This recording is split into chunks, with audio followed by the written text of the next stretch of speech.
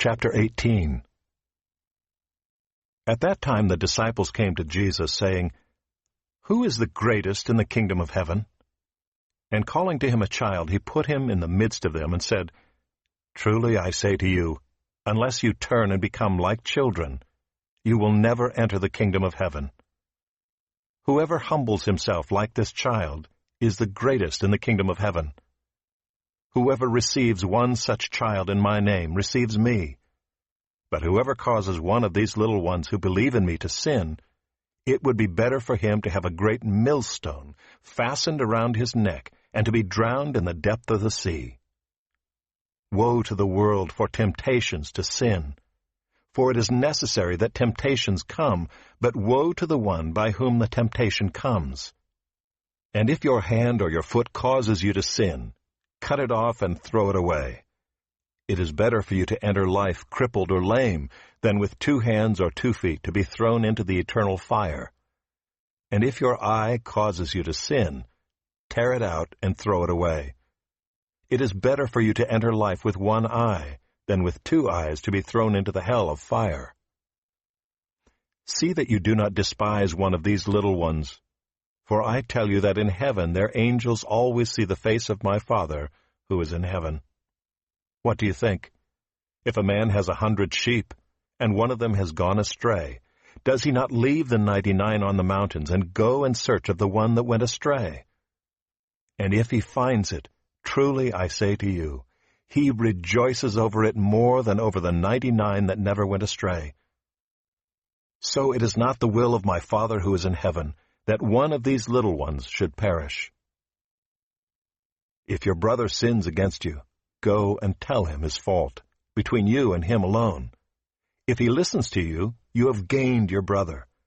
But if he does not listen, take 1 or 2 others along with you, that every charge may be established by the evidence of 2 or 3 witnesses. If he refuses to listen to them, tell it to the church. And if he refuses to listen even to the church, let him be to you as a Gentile and a tax collector.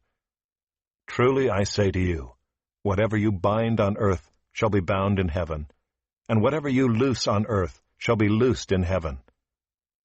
Again I say to you, if 2 of you agree on earth about anything they ask, it will be done for them by my Father in heaven.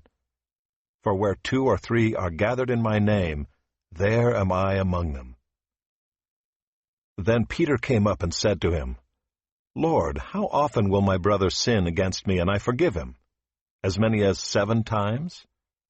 Jesus said to him, I do not say to you 7 times, but 77 times. Therefore the kingdom of heaven may be compared to a king who wished to settle accounts with his servants. When he began to settle, one was brought to him who owed him 10,000 talents. And since he could not pay, his master ordered him to be sold with his wife and children and all that he had, and payment to be made.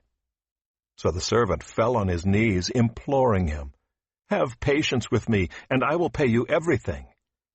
And out of pity for him, the master of that servant released him and forgave him the debt. But when that same servant went out, he found one of his fellow servants, who owed him 100 denarii, and seizing him he began to choke him, saying, Pay what you owe. So his fellow servant fell down and pleaded with him, Have patience with me, and I will pay you. He refused and went and put him in prison until he should pay the debt. When his fellow servants saw what had taken place, they were greatly distressed, and they went and reported to their master all that had taken place. Then his master summoned him and said to him, You wicked servant!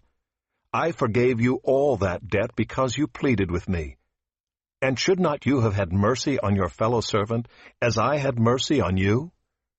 And in anger his master delivered him to the jailers until he should pay all his debt.